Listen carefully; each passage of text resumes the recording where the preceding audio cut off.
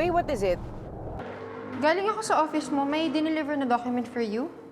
It's from a legal firm and it says it's urgent.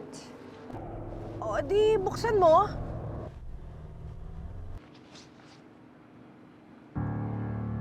O, ano sabi ng sulat?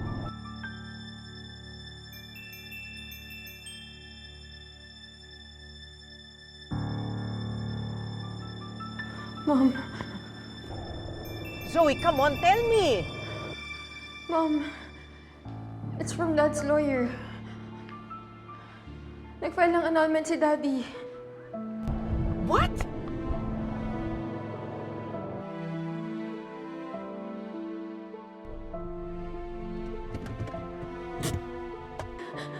Mami, binabasa ko siya ngayon.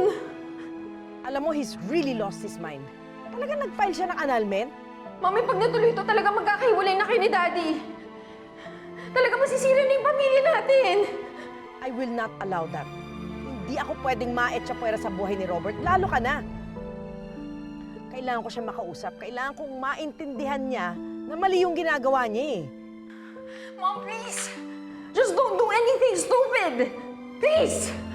I can't promise you that. Eh, gusto mo nga magkabalikan kami at mabuo ulit yung pamilya natin, di ba? So even the most stupid thing gagawin ko just to have him back in our lives, lalong-lalo na sa'yo.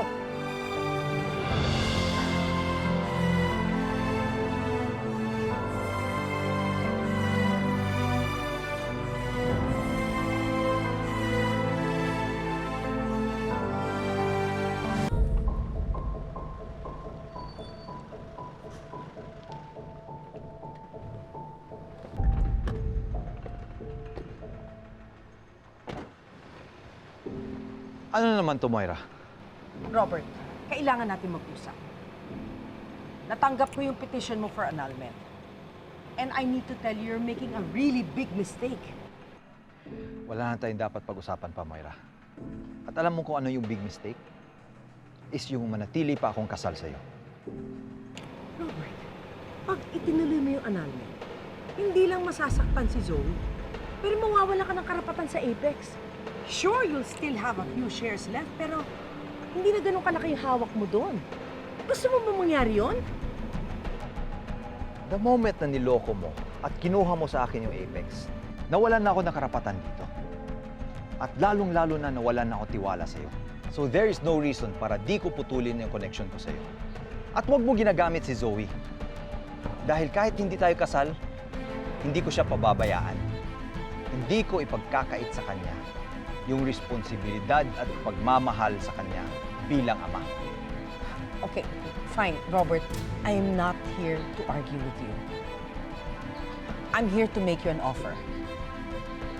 Isang offer na lahat tayo, lalong-lalo na si Zoe, magbe-benefit. Ibibigay ko sa'yo lahat, pati Apex. Magkakaroon ka ng pagkakataon, patakbuhin ito kasama ako. Just be with me, with us. Please, Robert, huwag mo nang ituloy yung annulment.